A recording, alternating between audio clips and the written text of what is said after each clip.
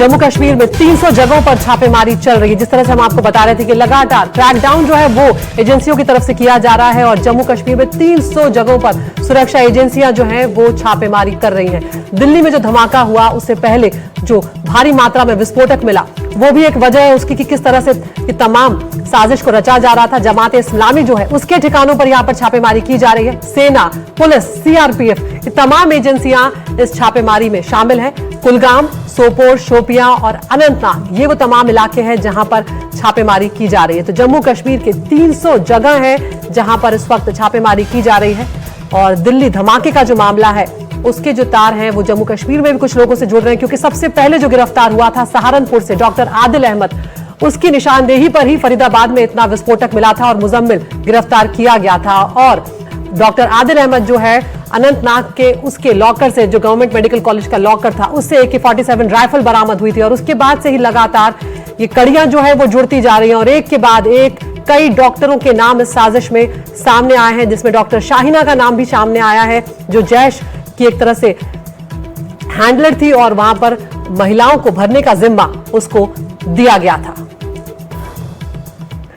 और जिस I-20 car का इस्तेमाल धमाके में किया गया, वो कार जिस रूट से फरीदाबाद से लाल किले तक पहुंची थी, ग्राउंड जीरो से NDTV ने इसकी पड़ताल की। I-20 कार से मेरी दो सहयोगी मलिका मल्होत्रा और राहिशा ने पूरे रूट को समझने की कोशिश की है। आपको दिखाते हैं वो रूट कि आखिर NDTV की पड़ताल में और क्या कुछ सामने आया है।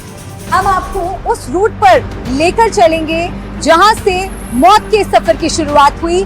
आतंकी फिदायिन हमला इसी रास्ते से शुरू हुआ और इसी तरह की एक I-20 कार ने बदरपुर से होते हुए दिल्ली में प्रवेश किया।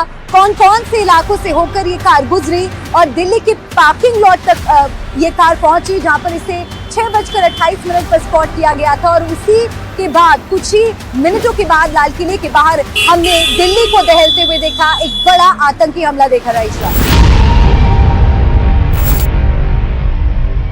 ऐसे कोई जगह यहाँ पर नहीं है और हमने देखा कि इवन टुडे ऐसे कोई बैरिकेड्स नहीं है जहाँ पर कार्स को रोका जा रहा है या फिर कार ड्राइवर्स की चेकिंग हो रही हो। तो मुझे लगता है इस बात का भी फायदा इन्होंने उठाया।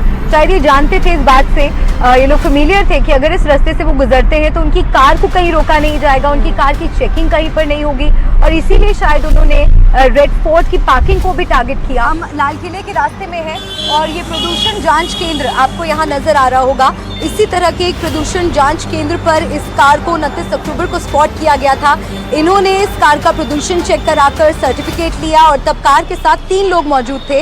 ये वीडियो 29 अक्टूबर शाम 4:20 का बताया जा रहा है और शक है कि इस वीडियो में जो लंबी दाढ़ी वाला शख्स है वो तारीखी है। और रईशा, इस पूरी आतंकी साजिश के पीछे जो डॉक्टर मॉड्यूल भी सामने आया है उस पर भी बात करनी बहुत जरूरी है। कई डॉक्टर्स हैं जिन्हें हिरासत में लिया गया है, जिनसे पूछताछ की जा रही है और बताया जा रहा है कि उमर डॉक्टर आदिल और मुजम्मिल के संपर्क में था और तीनों एक कट्टरपंथी डॉक्टर नेटवर्क से जुड़े हुए थे जो टेलीग्राम चैनल्स पर एक्टिव थे। और जांच में ये भी सामने आया है कि जब फरीदाबाद से उसका मॉड्यूल पकड़ा गया और विस्फोटक बरामद हुए, उमर घबरा गया और वही विस्फोटक को कार में रखकर दिल्ली लाया और खुद को भी साथ में उड़ा लिया। किसी और दिन यहाँ पर इस समय पर पहुँचते तो ये पूरी रोड आपको जैम पैक नजर आती और यहाँ पर जो मार्केट है यहाँ पर लोगों की भीड़ आपको नजर आती, लेकिन अभी फिलहाल यहाँ सब कुछ सूना पड़ा है। दिल्ली की रफ्तार थम सी गई है लेकिन रुकी नहीं है।